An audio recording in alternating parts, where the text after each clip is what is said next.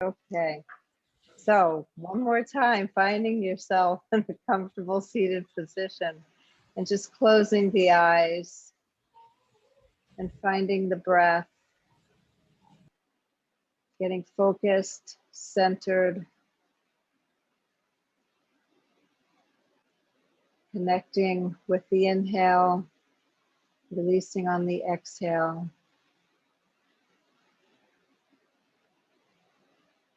And in the spirit of what's happening in the country around us, I offer this. So powerful is the light of unity that it can envelop the whole earth.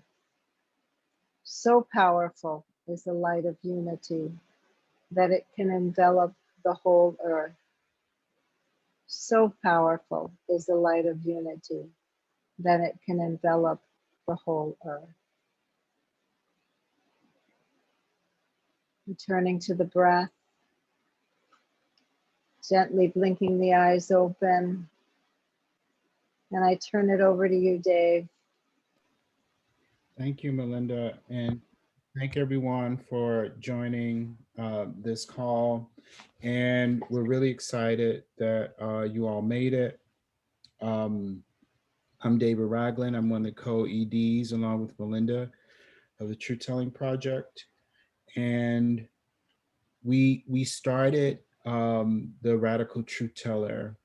It was kind of like a continuation of supporter activists because we knew so many activists who um, needed support to do their work. And what we did and do is essentially crowdsourcing the support activists or whatever endeavors there are.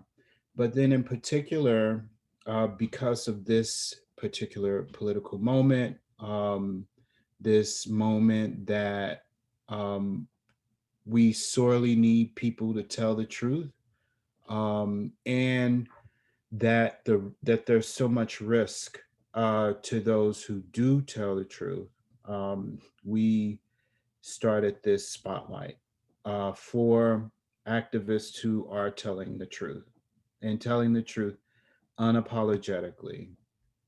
And that's who J. Marie is, um, a radical truth teller. And I'm proud to know them. And I met them a few years ago, maybe like 4 years ago. Um, and J. Marie um, was performing with Reverend Sekou, and they had a band and were doing beautiful, beautiful music. So much so, I wanted to go on tour with them, and I wanted to be their roadie. Um, and I just love being with Jay, who I count as a friend and fam, who's doing important work. When we were talking about um,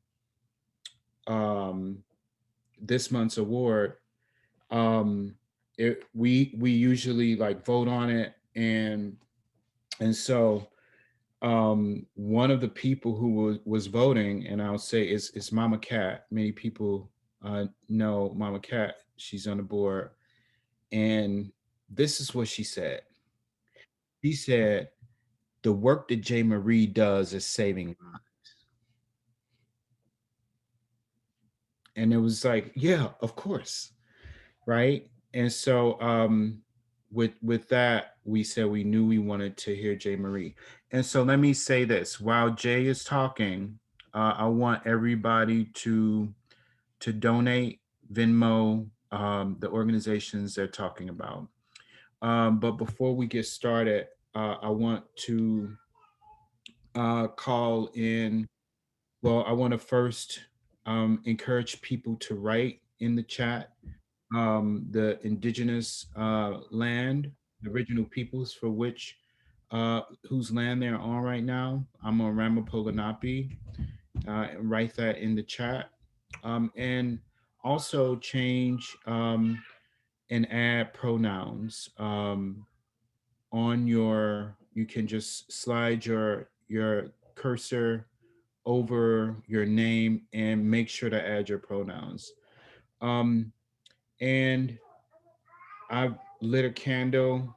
If you want to take a minute and light a candle and grab a glass of water, I want to invite ancestors into the room. In particularly, I'm thinking of Fannie Lou Hamer, and um, I will also encourage you to invite any ancestors that you would like to be in this room, in this call with us as well. Please write their name in the chat. And I'll give us a minute to do that.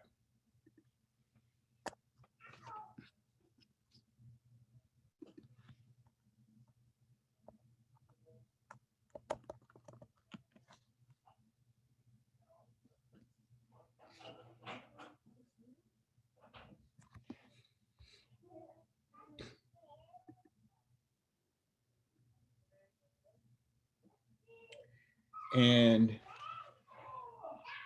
with that, I would like to invite my friend, radical truth teller, J. Marie, to share their story, to say what comes to mind.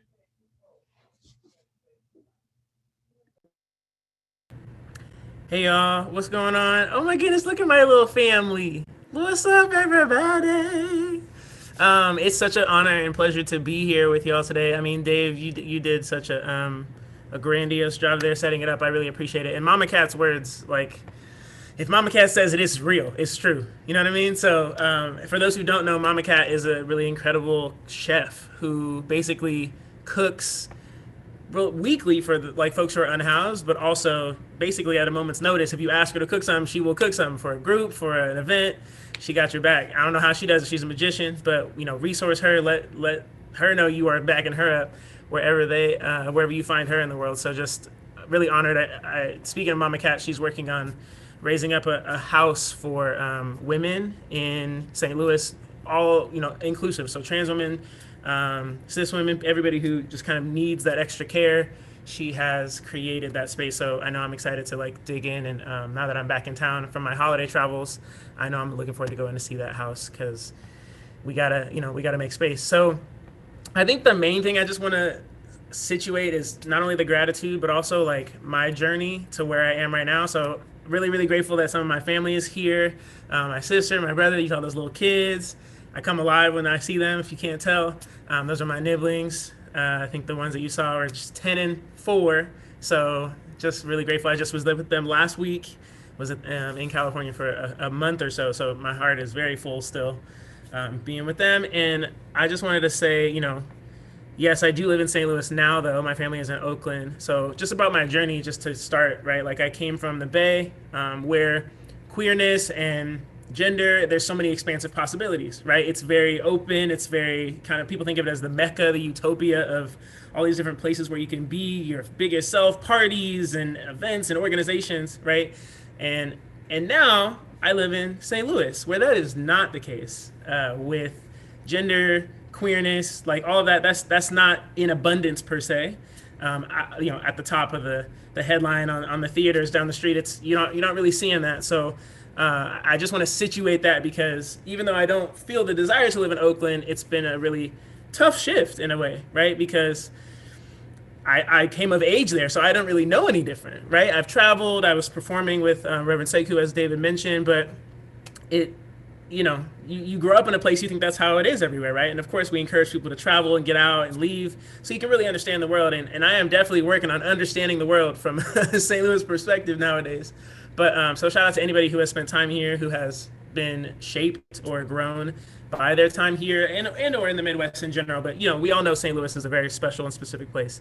So I just give honor not only to the Kickapoo that were here and that many Native folks probably still are here on the land, but also one of the things I situate when I talk about my work now is that because of Oakland being kind of such a mecca or utopia of all these kind of gender expansive possibilities, my experience of being in St. Louis is not necessarily about gender and the opposite, but I think of St. Louis, many people think of Missouri as like the show me state, right? It's like where you go to kind of just see it done.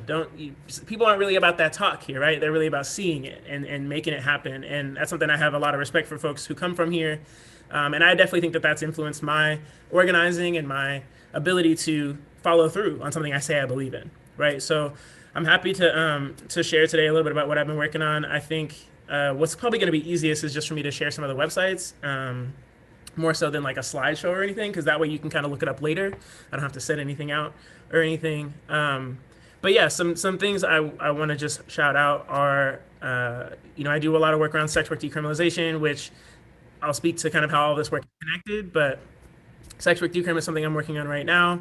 Can I get maybe like a little show of hands? Who in their life has either met, like knowingly in relationship to, what I'm saying, taken care of, or been taught by somebody who has done sex work, or somebody who maybe they didn't identify that way, but you kind of knew they were making things work, making ends meet by way of trading pleasure for resources. Yeah. Okay, we got some claps. What's up, Jacoby? So yeah, I mean, I think it's not common, right? A lot of people either don't know that they are in relationship to sex workers, or they don't want to talk about it because it's one of those things that we kind of are told not to talk about. And I want to draw that line directly to transness, right? That's another topic that until somebody comes out to you, or maybe until you got a little older, you didn't realize that gender was so expansive. You didn't realize that people could, go to their doctor, like create new frameworks for their own life, right? Many people don't know that. And I put those together because when it comes to telling the truth, right, it's about speaking things out loud, speaking the name of whatever the issue is at hand. We can't, skirt around transness, sex work. Some people might think of it as prostitution, right? But the fact that we even have a whole new phrase, sex work, right? Many people don't even know that word is available to them, or that phrase, right? So I think it's a really powerful concept that, we kind of brush under the rug and actually then lose out on all the real and honesty that we could learn from people who are actively keeping themselves safe while engaging in this trade of pleasure for resources, right? So I just wanted to kind of set that groundwork because mostly I want to give you all just some resources to study up on your own, because my work is only as effective as I am a mouthpiece that spreads other folks, to doing their work in the realm of what I'm up to. So sex work decrim, trans folks, I currently am the trans justice organizer at ACLU of Missouri, which has looked like a lot of things. Mostly it's looked like training other leaders, right? Because I come from a place where people aren't talking about queerness, they're not talking about gender. So for me to be able to elevate folks who are trans, or elevate folks who have been doing this work, living this life of finding the nuance and being alive, let alone many people don't know about trans folks or don't care about them until somebody is dead, right? That's when people are sharing a hashtag or an article or coming up with a conversation about it. It's at that intersection of harm or violence or death. And so my charge has really been, let me speak about this out loud, right? Let me speak about life and not death and not harm. I was talking to my cousin today who we did a podcast. She has a platform called Check Your Privilege. And while that work is primarily, white folks and POC who have woken up in some way, they call 2020 kind of like the Great Awakening for some folks. She has really built that platform into a space where people, just regular everyday folks, not activists, not necessarily, scholars, just people who are really working through whatever their work is, whatever it means to live into the work for them. People who are literally just arriving to this information and need a space to not be shamed for their arrival timing, but rather need a space to be pushed, right? And so we were talking a lot about what it means to live into the work, but what it means to do this work in your body, from a body perspective, right? And a lot of my work kind of doesn't shy away from the body, right? It really is about how are we being honest about what our physical experience teaches us, and how are we also noticing what it leaves out, right? So if you're white or you're cis, you're not thinking about that tension, right, between how somebody perceives you and how you actually get to exist in the world, right? If you're a sex worker, you're not thinking about, what people who aren't doing sex work are thinking. You're trying to make ends meet. You're trying to make sure that, maybe you got a bag, maybe you're making a lot of money because you actually have a good setup and you figured out kind of how to get yourself situated in your kind of niche offering, right? And so in addition to the things I'm doing here in St. Louis around the trans work and the sex work stuff, I have my own projects called that I kind of put under the umbrella of Music Freedom Dreams. Has anybody heard of that phrase before? It's not anything anybody else made up, of course. So if you haven't been in proximity to my work, that's okay. You're here now. I use that term, and it's connected to the Japanese term ikigai. I'm just going to put that word in the chat. Ikigai. Has anybody heard of that phrase? Ikigai, ikigai. Sweet. Yeah, it basically refers to, it's kind of and I'm not a Japanese scholar by any means, but it refers to this idea of, loosely translated, it means like a reason for being. And it asks people to look at where what you're good at. Like it's basically a four-part Venn diagram that pushes you to look at, four different things, and that kind of is your reason for being. And those four things are what you love, and in my case that would be music. I come alive when I play music, as Dave was talking about. I was in my heels, up, jumping up and down, one-legged, playing the bass. It just came. It just was what I was doing. I can't explain it. But I was doing that, and when Dave met me, creating this spiritual experience in that manner. And then, the other thing about Ikigai is another thing is what the world needs, right? So like, I encourage you to think about it right now. As I'm describing it, think about what your Ikigai would be, right? So if my first one, what I love or my passion is music, what might yours be, right? Jot it down. Find your niche in this way. What I love, what the world needs, your mission, which to me I think is embodied freedom, right? We need a space to acknowledge what it's like to be in our bodies, and a space to acknowledge what we know and what we still need to learn, right? And so many of us have done anti-racism work or anti-blackness, ending anti-blackness work. It's like we really want to make sure that we are showing up to that work in our fullest selves, not having to check ourselves at the door and just take in knowledge, right? But rather recognize where we personally are in the work, right?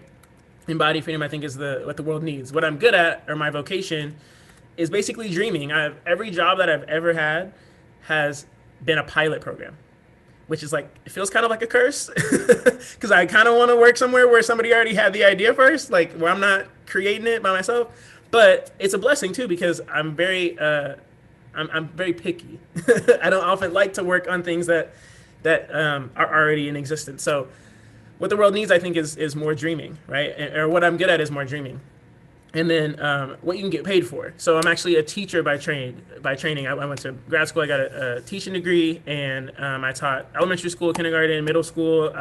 When I was playing music, we were also speaking at universities, right? We were also teaching. We were also doing workshops at seminaries, and those are all places that, we want learning to be a lifelong project, right? But those four things are my Ikigai: music, freedom, dreams, and teaching is kind of how I move it. So facilitation, moving people from I didn't know to I know so much it's in my body, right? And I'm not just trying to teach you, because I did go to Stanford, right? I did kind of go the academic route, but I got there and I was like, y'all talking way too much and there's not enough evidence. So let me go teach, let me go talk to these kids, let me go try and translate this Stanford education to these families, right, in Oakland public schools. And, I've existed at these places where, because the Bay is kind of at the forefront of some of this language and gender and activism work even, I've existed in a lot of places where the hashtags or the lingo, I'm already living that life, right? So like when I was teaching in Oakland, I had a Black woman principal, right? If you're saying trust Black women or follow Black women's leadership or whatever, right? Like I had this Black woman principal. No shade against her. She was not a super great fit for that school, for that setup, right? So I'm always kind of looking at what is it like to live beyond the hashtag, beyond the latest kind of term. And what I found is that the only way we can find out what lies around there is if we look inside ourselves, right? If we look inside our bodies, because we are the ones that get to determine what comes after the hashtags. We are the ones that follow through, right? So that's primarily kind of my music freedom dreams approach. I'll put the link to some of what I've done in the chat. I have a website, and I'll also explain the links that Dave has shared. There's a range of places that I'm encouraging folks to donate to. This is my website I just put in the chat. And, I'm mostly curious to hear if people have questions, and I know we'll get to that, but I want to start to incorporate those. If you want to put them in the chat or say them out loud, I'm game. And before I wrap, I wanted to share some links that you can then take with you. Let's see. So I think I should be able to share this screen. first I'm going to bring you into the work I'm doing right this moment, which is there's a mayoral race in St. Louis, and we are very eager to see sex work spoken about. We have one candidate who has already committed to decriminalizing sex work, and there are only 4 candidates. So we have like a halfway commitment from another one, and we're looking for the other 2 to pull up and show that they're ready to support this work. And, we wrote this letter, and it's pretty exciting. The thing I also want to draw your attention to is that the person who is in this photo is a Black trans woman, right? And many people, again, don't experience proximity to people until something bad happens, right? So I just, want to draw your attention to this person, Miani. She's an incredible, just super sweet person. She makes the best wings. She makes the best, sandwiches when you're not even expecting it. So I just want to draw attention to, the people and the bodies and the freedom that we want to give them, right? We don't just want to talk about it as if it's like this theoretical talking head, right? And so just to lead you towards more research on this, if you want to look up our work, mohojustice.com. Moho Justice Coalition is the project that I'm working on with this group, led by 2 sex workers. And I just defer to them, as an example, right now, a lot of people are doing mutual aid, right? But if you're a sex worker, you live your whole life off of mutual aid, right? You may not be able to get a bank account because what bank is going to say, oh, that's your bank, your profession is sex work. I'm going to report you to the police if you tell me your profession is sex work, right?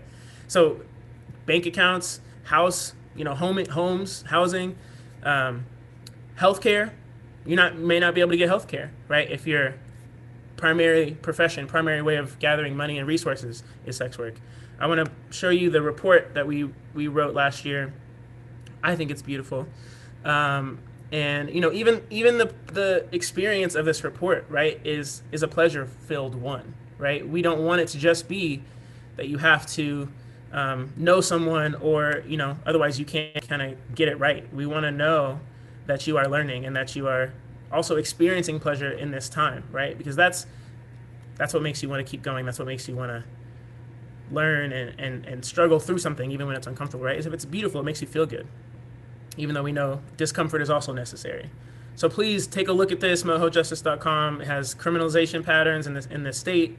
It has municipal codes, the cost of how much the fines are. So please take a look. We surveyed about 200 people responded, but about 157 were actually in Missouri and included here. And just really quickly, like I said, it's just a beautiful document. I'm so grateful for our graphic designer, Zach.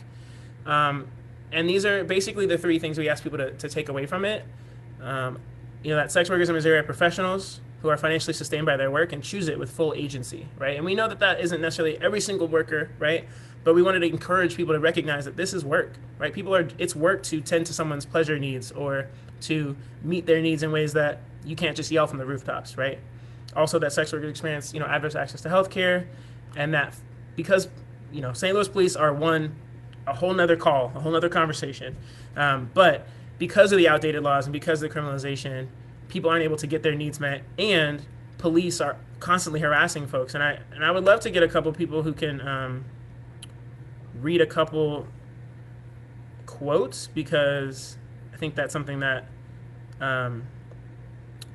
we don't always have a chance to do. Is there somebody who could read a quote? This one, I think just a short one is fine here to start. I believe in you. I'll read. Just tell me where. I was looking just a short one here. Up at the top right. Okay, cool. Sex work is not something to be looked down upon. People do it for different reasons. I do it by choice. I want people to respect sex workers. This work wouldn't exist if it wasn't wanted. Absolutely. And could somebody read this one here on the left, bottom left? Sex work is real work. The stigma around sex work and conflation of sex work with sex trafficking creates a lot of potential for people to be outcasts and feel guilt and move into dangerous situation. The shame that society puts on it is unnecessary.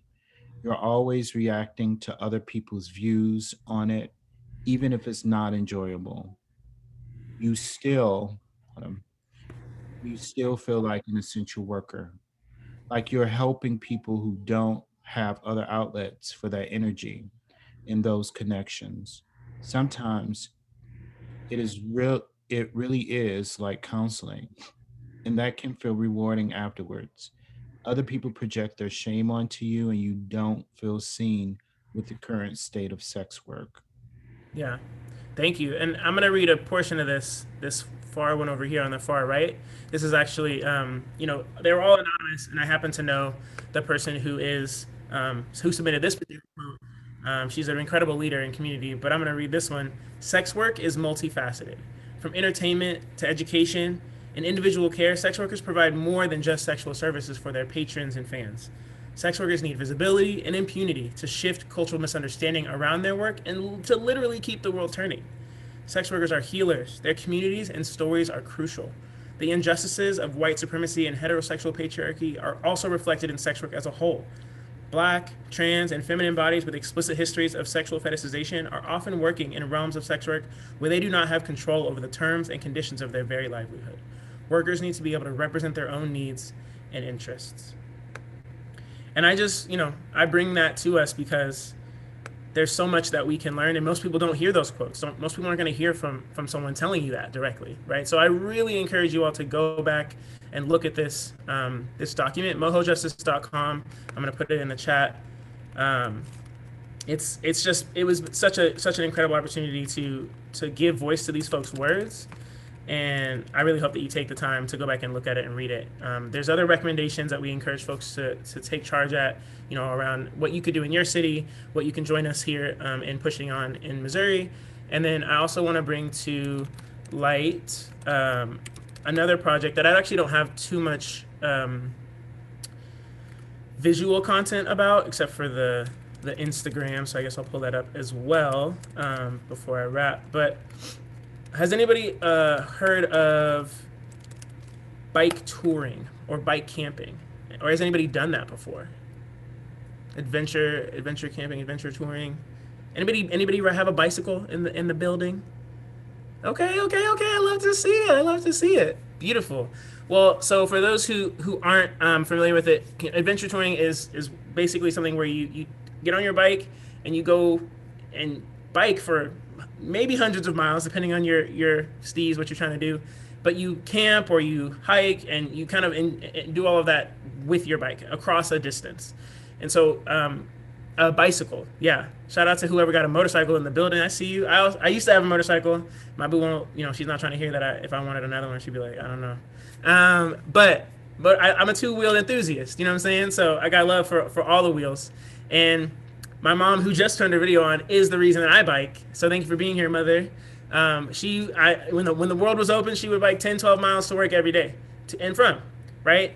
And so part of my lineage is being in my body, and my sister is a powerfully strong human being as well. Like, it's very much about, in my family, it's about how can we be as strong as possible while we're in this earth and in this body, right? And so the way that I've manifested that commitment, given that, I can't always go outside. It's like 25, not even maybe degrees in St. Louis right now. I can't just be outside biking all day, every day, because even if I felt like it, I got to get an indoor trainer still. Part of the way I commit to that is by being in my body and on my bicycle.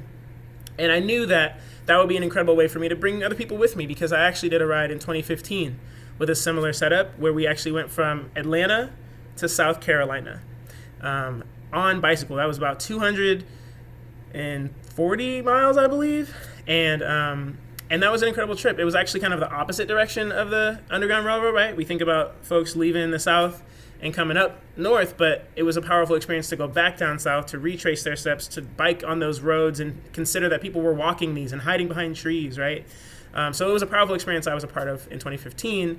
And back in that time, I raised money every day that I was riding with the miles that I was riding. And I picked a different Black trans woman every day, because at that time, I just felt like that was a way that I could draw attention to something beyond me riding 70 miles a day. Like, that's cool, but you don't really know what that is until I ask you to donate $72. You know what I'm saying? Because I'm riding 70, you know what I'm saying? So it was a beautiful opportunity, but I wanted to build on that experience. And instead of just, biking by myself, I decided to create a larger project and raise money for people to join me. So that project is the Black Trans Bike Experience. And I'm gonna share what we did here before I wrap.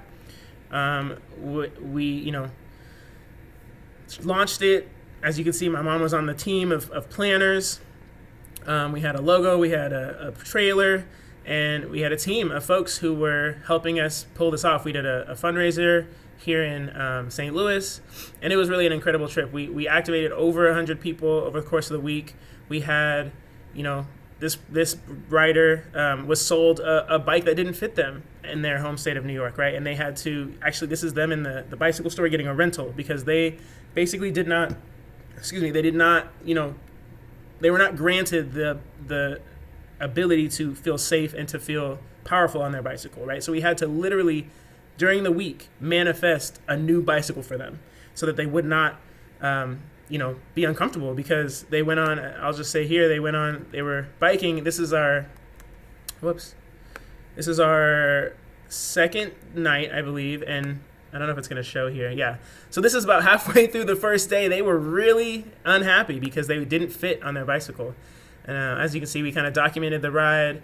And, this was just an incredible experience because we were able to provide an embodied experience and a joyful experience for people whom, again, most people don't look at, don't experience, don't talk to, don't wonder how they're doing, right, until they're a hashtag, right? So, I'm really grateful to share that. I don't want to talk too much more, but I will say the last thing is I put my website in there. You can kind of learn more about what I might be up to here soon. Music Freedom Dreams is where you can do that. And I'm super excited to hear any questions or just talk with y'all because I've been talking and I'm a Gemini. I could talk some more, but we don't need to do that. So happy to chat with y'all. Thank you for listening. Thank you so much, Jean-Marie. And yeah, let's hear some questions. I have one if someone doesn't pop right in. I have a question. Thank you so much for sharing. That was like so much knowledge to take in at once. I'm so joyfully overwhelmed. I'm curious how you navigated your experience with your identity in like a really like prominent institution like Stanford, like, cause it's really difficult when you're at institutions like that like there's times where your morals are compromised and maybe you feel like you can't be your full self all the time. So I'm wondering if you could like speak to that experience, maybe some barriers you overcame during that time or like what that experience was like for you overall. Yeah. Well, I think two things. One, I graduated in 2010 and that was a different time in the gender conversation, right? That was a different time in kind of like terms of how people were talking about gender, how people were talking about transness. I wasn't feeling at the time like I needed to lead with my gender work. I was more so managing kind of the intersection of Blackness and queerness more broadly. And I think even back then, I came in pretty focused on those two things in a way. I didn't major in something that didn't allow me to have those conversations. I majored in theater. I majored in, let me figure out what's at the end of the rope for this performance of the world. Like, it's like I'm at this big institution. I could basically study anything I want. I tried to kind of do the doctor thing, and I was like, this is not gonna happen. Let me quit trying to do that. And went on to focus on drama. That was actually my major, theater and performance studies. And I was just pretty clear, that while I wasn't necessarily an actor, I was clear that we are all actors in this system. And if you can put a play on stage for 30 minutes or 50 minutes or 2 hours and have people believe you, who is to say that you can't do that in real life, right? So for me, all activism work, all the dreaming work that we do is play, right? Is theater, is I'm putting on a show and you're believing me, right? Whether it's my gender, whether it's my activism, whether it's my job, you turn on your Zoom, you put on a face at work, right? That's a performance, and I'm not shading anybody, right? But literally everything we do is just a projection of what we want to be true. And so for me, back then I was still doing that, right? I was still just kind of walking through the world thinking about how can I find the intersections, the honest and most integritous intersections of queerness, Blackness. I had been taught around like the church experiences, right? That something about that didn't go. And I was like, I don't know. I still feel pretty holy. I don't know about that. I don't think I can rock with that. Let me figure out what is true. And also make sure that everybody who is in my wake still feels the same love that they would have felt or that they are demanding to feel, even if those terms weren't engaged, even if my gender was linear, right? I'm always saying, no, I'm pretty sure we all deserve healed relationship to spirit, right? So how can I embody that? And I didn't really talk too much about it, but my music, because it's coming, it doesn't exist yet in the form that I want it to. But J. Marie is Holy is my artist name, right? When I was playing music with the project Dave saw me in, I was literally the Holy Ghost. And that's a pretty bold claim for anybody to make, let alone a Black, trans, or gender nonconforming person, right? Who is maybe not necessarily pinnable on the gender spectrum, or who is breaking all the rules. So for me, I've just been about how can I stay as in touch with my embodied experience of what it means to live in that nuance, what it means to live in the unknown, and to still treat people, love people through their unknowns, through their discomfort, and into this space of, no, we all deserve holiness, peace, spirit, whatever that looks like. I want to be a version, a vision, an experience of that. And so a big part of my work is facilitation, so that people can feel the freedom that is in them, not the freedom that I'm giving you. I don't really like to inspire people. I'm really actually very averse to it. Maybe it's my Scorpio rising. I can't tell. But like, I don't really like that experience, right? Of people being like, wow, you're so inspiring. It feels a little flattening, right? It's like, I want you to be inspired by yourself. And we don't always love the cards that we're dealt. But our work is to be as in touch with whatever spirit is coming through us, such that we have a body, such that we're in this earth.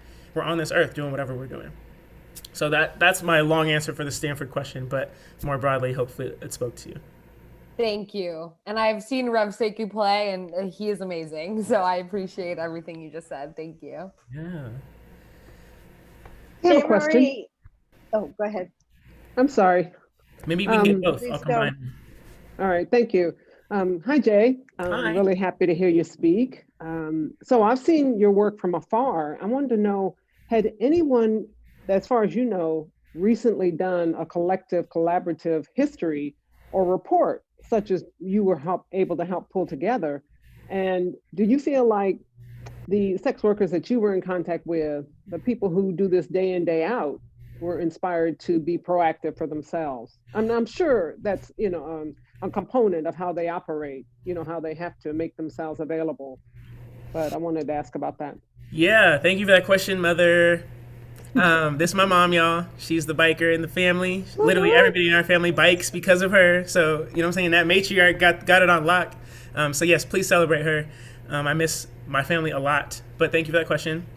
And I don't know of another survey that I like to think we had integrity with how we did it. We paid workers, we literally paid sex workers and queer and trans folks to go out and talk to other queer and trans folks, right? Because right now I'm working at the ACLU, speaking about that kind of corporate thread of institutional commitments that maybe don't look like the grassroots folks want them to look, right? But I think the integrity that we brought to that project, that I brought to that project, really spoke to the workers who then, were able to give their stories, were able to speak to their experiences without needing to have that filter of the ACLU. Mm-hmm. I don't know, right? Like, who are y'all, right? It was actually, they were talking to Black trans folks, and these Black trans folks were like, what is your experience? I'm ready to hold all of it, right? And I was very intentional about hiring Black trans survey collectors, because they need to be paid, they're workers, mm-hmm. right? And they can get stories out of people that are going to be more nuanced and more humanizing than mm-hmm. people who are cis, than people who are straight, than people who are white, than people who are not privy to that just wider range of experiences, right? Not to say you're any less if you're not those things, but we know that so much of the time people are cast aside because of those experiences. And a big part of my work is I'm trying to pay all of y'all, because I want to hear, and I want you to be sustained, but I also want to hear. I want to know. I know that I'm not alone, and I know you've probably never had anybody take your experience seriously. And I'm here. I want to know, what is it like? So I don't know of any other projects just like this one. I'm sure people have done surveys. I'm sure people have done outreach, right? We know a lot of research studies. A lot of people will have to frame their work in the academic context for it to get any respect, right? And I'm really grateful that I didn't have to do that. But we do have people in the group now, workers or not, specifically our latest person who joined the coalition is a person who is doing sex trafficking research at Kansas, the University of Kansas. And she found our website after this big campaign we did in December, and just keeps saying on every call how grateful she is to find us. Because not only, yes, as the chat says, mentioned in the chat, that academia can be so harmful, but also the sex trafficking and or savior kind of sex trafficking savior industry is also really flattening, right? Most people don't look at what is it like to be a worker, not have you ever been trafficked, right? But a lot of people think of sex work, the only type of work is trafficking. They conflate both of them completely. So to have, you know, us come along and say, no, we know they're not the same, and we want to know, what is it like for you? Do you have what you need, right? Yeah. Most of them have not been asked that question, right? Most of them have not been taken seriously. Or have not had the resources they need. So there have definitely been people who have been informed and felt empowered because of this. I want to shout out Chris Renteria, who's in that little bow tie down there in that picture. He's not on camera, which is lovely. We're just grateful for your presence, Chris. But Chris and I partnered to bring even more humanity to the group. We did a series of interviews. We have hours of footage of interviews with workers telling us, what is it like? What do you wish people knew? And we haven't put most of that out. We made 4 30, 60-second videos, but we have literally hours of footage talking to people about what it's like. And so I can't wait to figure out what to do with that.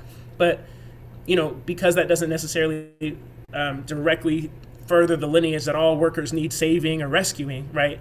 That might be a little harder to find an outlet for. But if anybody on the call knows of who wants to do, you know what I'm saying, some video release stuff, we can get to it.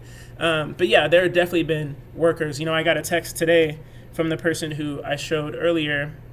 I'll just share one more time the screen. Miani, and this is going to start on my website so you can kind of see what you'll see when you pull that up. But Miani Hickman, again, who I said makes the best wings, best person, so sweet. She is a Black trans woman in town and deeply, deeply has been empowered by our work. And I just I'm going to like, not violate our connection, but I don't think she would mind. She literally texted me this when I sent her this picture and this article. You know, she's in our coalition. She's very excited to be working and learning. She sent me this text. She said, "I'm so honored to be loved by you. You have made so much happen for me. I will never, ever forget the things and doors open for me because of you. I love you." And I didn't do this for that, but I wouldn't do it unless that was also a part of the conversation, right? That's beautiful. It is so beautiful. It truly, truly is an honor, like, to do this work. And, you know, like I said, people are so used to seeing a hashtag or a flat experience, right? And I can't even share that the extent of which, you know, Miani's from St. Louis, and I feel like every month she's mourning someone, whether they passed in an accident, were shot, just, you know, age, whatever. Like, there's always something going on, and it's so hard because, you know, I don't have the answers in those moments, right? But sorry, oh no, but there is something very real about holding people through those realities, and that, I feel like, is what I learned through this work. You know, being paid to do it meant that I could hold space for people in their experiences of life and didn't have to tell them to only show up to do a survey or only show up to be on a panel, you know. And Miani has been on panels. She's been on focus groups, right? Like, every resource I get, I ask her, does this feel good to you? It's paid. You need it? You want it? I got you, you know? And that's what I encourage all of us to do. I forgot to put in the chat a link to, I mentioned this big campaign we just did in December. We have this really accessible, beautiful, incredible conversation that we did to close out the campaign. It was 10 Days of Trans Demands, which is a campaign I've done for the last 3 years at my time at the ACLU. And I really encourage everybody to watch that. Not only is it beautifully produced and very accessible, we have the captions and all that, but you know, people are speaking to their experiences. Workers, nationally, we have a Black mother who goes viral all the time because she pole dances with her baby on her back, right? And you get to hear what is it like to be a mother, a sex worker, an activist, a person who doesn't know everything about trans folks, but feels freed by them. How do we be in conversation in a relationship to people who we may not have their experience, but we trust and are grateful for what they are doing in this time on this earth, right? In their time on this earth. So please check that out. I'll just share the screen real quick because I did want to show you a video maybe to close. And I know, Melinda, you had a question. Maybe I can, while I'm pulling this up, you can ask. Before Melinda asks the question, I just want to encourage everybody to make a donation right now. I just made one. And so, like, whatever you can give, please do that. Melinda, how's it going? Well, I had about 4 questions and you kept answering what was in my heart. So I've got one remaining question that maybe you could, that could bring you to your closeout. And that is, what is it about truth and the quality, the attribute, the virtue of truth and truth telling that drives that, where you find your passion? And maybe a better way of phrasing that is, when did you first come to the realization or the understanding that being committed to truth telling is where you wanted to put your life's energy? Gosh, that's a fantastic question. I know you said you had 4. Do you have any other ones you want me to think of? That's No, you've already answered but them okay. all.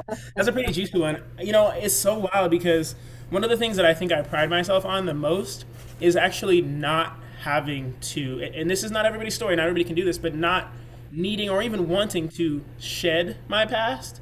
And that might be because I'm not, you know, I don't feel like a binary trans person where the first part of my life just does not apply to the rest of my life. Like, there's something about my ability to hold on to the fact that I was raised as a girl. I'm okay with that. I feel so honored to be in the lineage of Black women, right? And to know that I am and have been trained to be a Black woman, right? And that doesn't mean that literally when you look at me, not everybody's going to see that person. Not everybody's going to see that gender. And that doesn't really matter to me. But I do know I have to be accountable to the fact that that's the reality, right? I have to learn how to hold that gender makes people confused or react a certain way. And I want to make sure that whatever I'm saying in response is gonna keep people alive, whether it's me or a trans woman who have, you know, a more feminine and more dangerous or you know, situated in like just on the receiving end of harm much more than me, right? Even though we have a similar thread of Black womanhood running through our lives, my masculinity or my voice or my shoulders protects me, and my lack of, you know, kind of flair femininity also protects me. I think I did that as a young person. I was like, I don't know if I want to stand out like that. I wasn't really drawn to like tight clothes and things like that. I was just wearing, my mom knows, she bought me my first pair of baggy jeans. I was comfortable that way, you know? And at the end of the day, I think what comes to mind when I think about truth is that I definitely feel like trans folks taught me how to be honest, right? For me, trans folks, from a young age, I was like, you know, people project all sorts of fear and misunderstanding onto people who have a different gender journey than they do, right? And I think trans folks as a general population are some of the most honest human beings that will be walking this earth, right? It's you saying you have the clarity and the contact with your inner soul to say, while I am on this earth, I am going to be honest. You are going to speak to me the way that I am going, you know, that I am meant to be spoken to. And so I think, you know, that thread has been present. I don't know that as a kid I was like, transness is it, you know?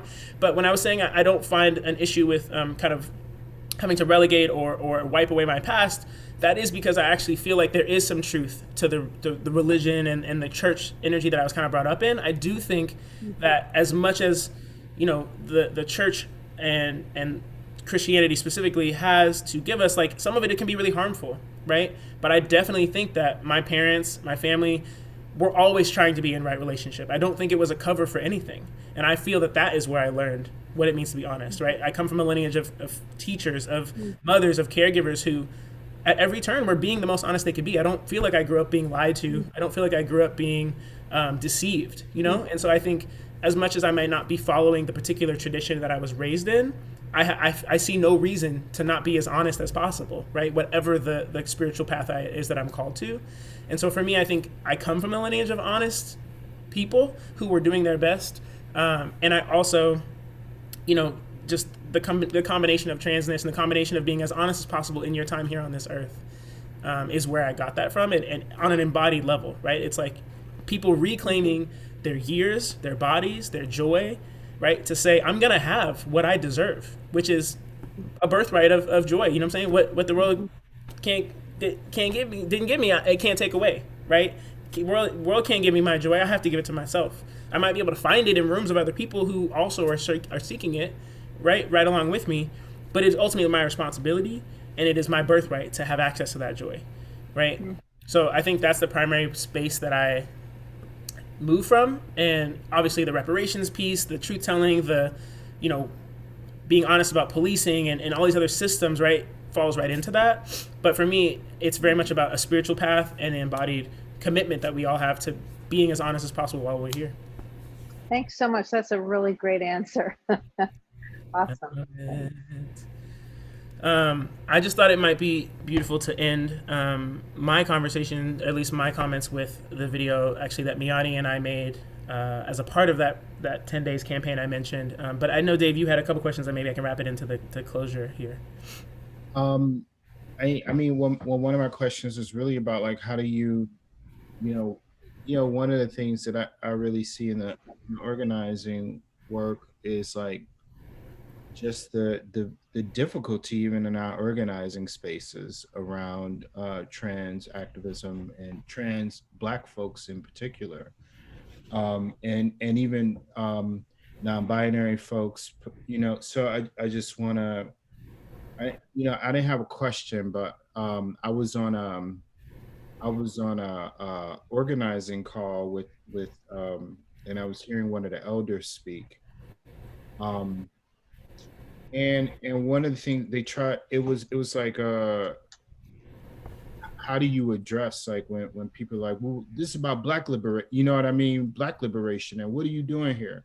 You know what I mean? So Yeah, I mean, I think one of the beautiful gifts of truth telling is that it literally promises us right relationship if we can get it right. If we can get it and focus on what it's really offering us, it promises us right relationship, right? And so if we're saying, or if we run into rooms of people who are saying queer or trans work is not Black liberation, right? Not only is that not true, but the pursuit of that or sharing that with them is not only going to bring them to the truth of that, to say Stonewall, Marsha P. Johnson, Pauli Murray is the reason we have the 14th Amendment as it applies to the civil rights movement, and women's rights and separate but equal, not applying to Blackness or race, but also to gender, right? And now trans folks, right? So Pauli Murray, if you don't know who they are, look them up. They, like I said, inspired Thurgood Marshall, RBG, hundreds of people, scholars, legal scholars today, and in the past they've lived and passed in, I think, 85. The fact that I didn't walk this earth at the same time as them is mind-blowing to me. Pauli Murray, Pauli. Yeah, Murray is the correct spelling there in the chat. But Pauli Murray, is somebody who lives the experience of Black liberation, right? Lives the experience of Black freedom, and it's bigger than any one person, but truth telling, provides that right relationship, because if we give Pauli their flowers, right, that allows us to get into right relationship with the arc of history, right? Stonewall, Marsha P. Johnson. If you're not willing to look at some of this information, you're going to be not only missing out, but you're not going to be in right relationship with your own history. And that's, not for me to rag on you about. It's just there. It's just true, right? It's just part of, what we can all look back and see. And I know we all are watching the world experience kind of an unusual relationship to truth right now, right? It's very relative, but that's why I really try and seek it as an embodied sense, right? Not something that is about someone said this or did this, but really how can we move through this through our bodies where we know what is true, we feel it in our bodies. It's not about what a website said or a trainer said. It's really, do I feel this, what you're trying to teach me right now? Do I feel connected to it on a spiritual level, right? We all have that walk, whatever tradition we're a part of. But if we can make things plain to people in a way that doesn't make them feel wrong, even if they might be wrong, right?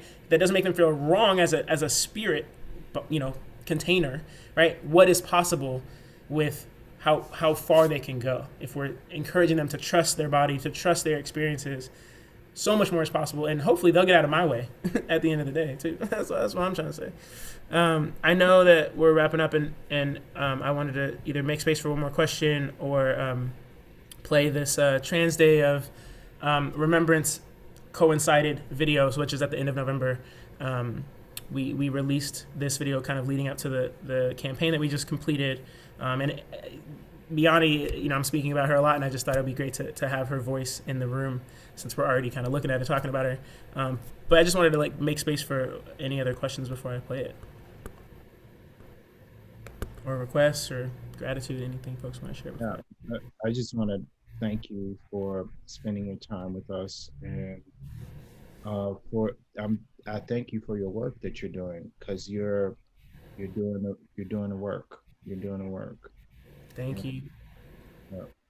Thank you. Yeah, and just shout out to everybody. Thanks. Oh yes, sorry. Go ahead.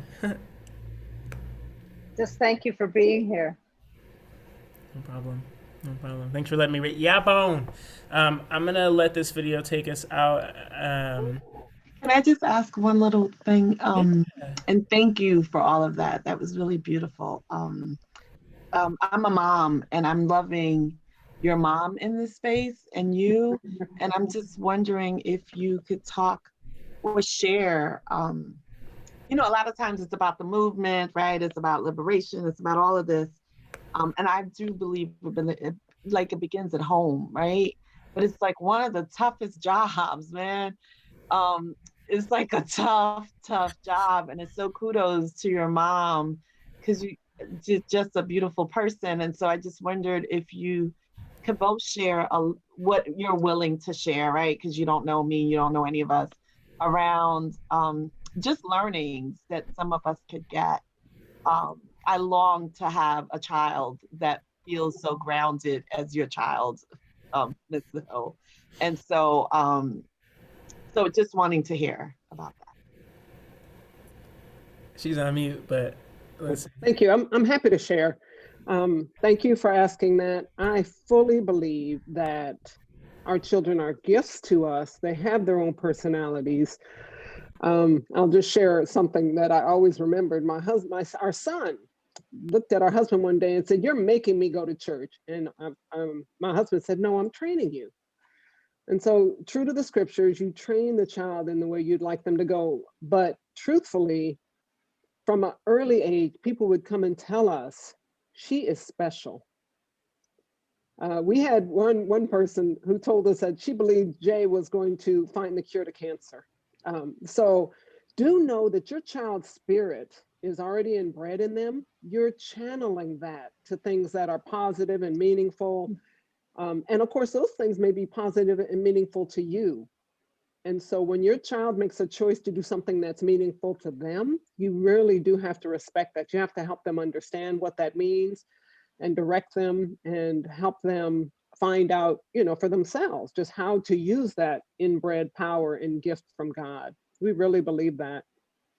And secondly, as your child grows, they'll teach you so much. Jay has taught us so much, even about love, that we profess to know as Christians, but has been broadened because of her understanding and her example.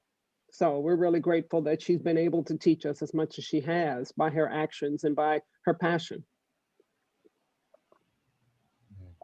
I think we're all going to be teary-eyed here in a moment, but thanks, Mom. Thank you. That was beautiful. Thank you. I have no doubt that you're on the right track. I'm sure that you're gifting the young one in your midst, and young ones. I'm sure there's other people, play dates, all that stuff. Just trust yourself. You know what I'm saying? Trust your body. That's the only knowledge you have, right? And the people that you're in proximity to.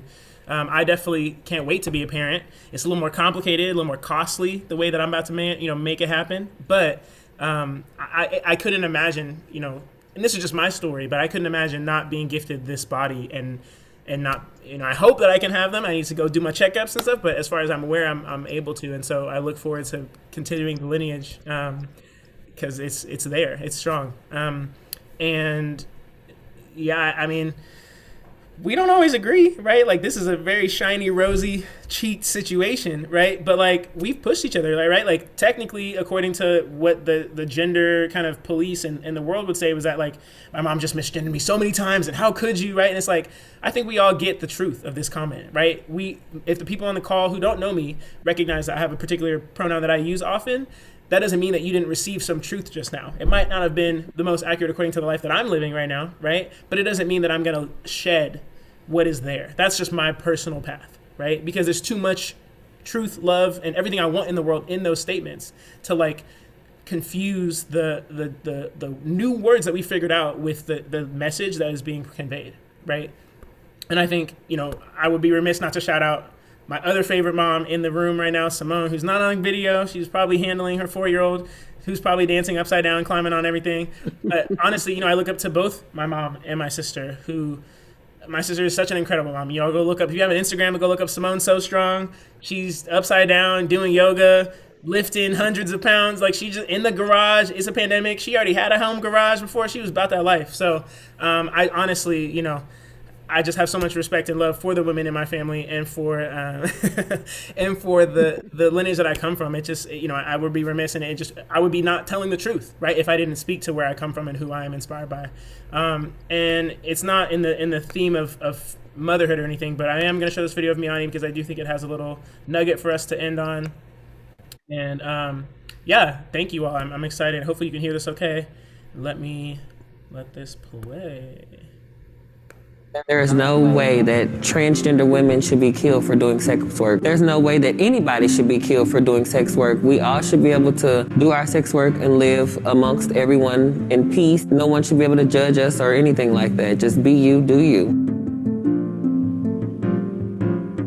I haven't really had a lot of encounters with police, but the ones that I have, they prejudge you before they even know who you are or what the incident is, as long as you're just a sex worker, so it really doesn't matter, or you're just at the bottom of the totem pole, or it's not as urgent because you are a sex worker. A lot of the LGBTQ plus movement to end injustice has been focused on kind of the respectable stuff, the office work, just applying for any job, and we know that some people don't even get jobs. To focus on sex work means to really bring those in the margins to the front of this conversation.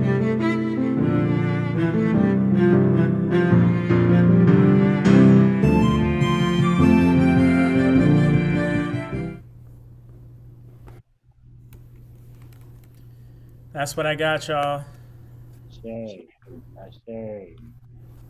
Thank you again to everybody who contributed.